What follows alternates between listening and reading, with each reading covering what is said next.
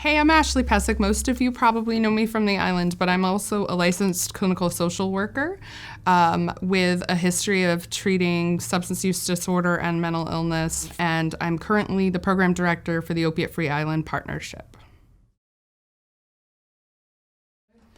So opiate use disorder is a brain disease that is set off by a genetic predisposition to substance use disorder, or what we would call addiction. It's a hereditary disorder, just like you might have diabetes in your family, you may have substance abuse in your family. It's generally set off by something in the environment, meaning maybe you got in a car accident and you were prescribed opiates.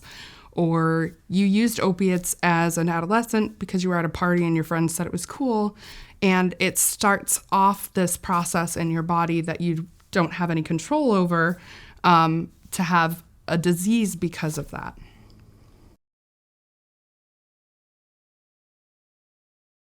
In general, we have thought of it as a moral failing. This is some sort of character flaw. Why don't you just stop? If these drugs are taking over your entire life, why don't you just stop?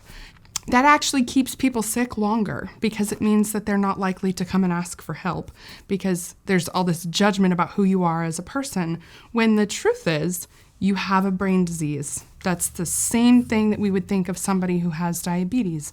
They have a medical condition that needs treatment.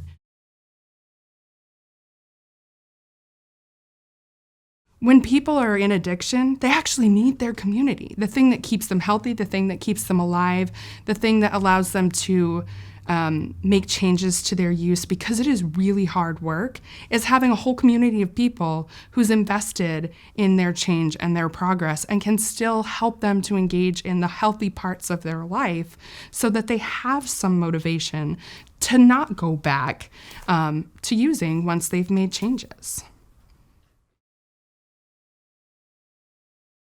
As we look at how can we as the community support people who are in active addiction, the answer sort of falls in, we have to start by making this something that we can have a conversation about, that it's safe to share, that my loved one is in addiction, that I am in addiction, and that you're not going to be met with judgment about your character, rather acceptance that you have a medical condition, and support for what are the next steps to get treatment.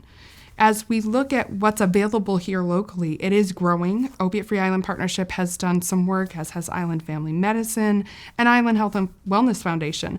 And so there is an effort on the island to create a community that has access to treatment.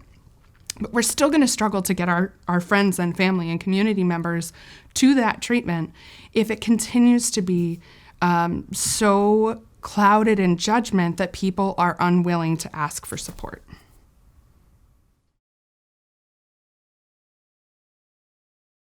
If you're somebody who's in addiction, the good news is that people in this community have been working really hard to make it easy for you to get support. The first step is to call us. Call me at Opiate-Free Island Partnership, 367-5850, and I'm gonna listen to you, I'm gonna offer support, and I'm gonna try to help connect you to what the next best level of care is for you. Our goal is to have a tailored approach. This is not one size fits all. There's no one treatment that I can say is going to be right for everybody. But we have worked hard to bring services to the island that include just assessment, therapy, medication-assisted treatment, as well as harm reduction.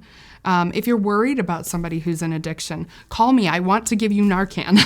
I want to make sure that you have access to something that is life-saving in the event that your loved one should overdose.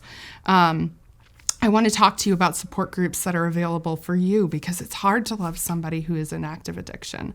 And I want to make sure that we're talking about what you, your family member, your loved one needs in order to get to the next steps in their recovery.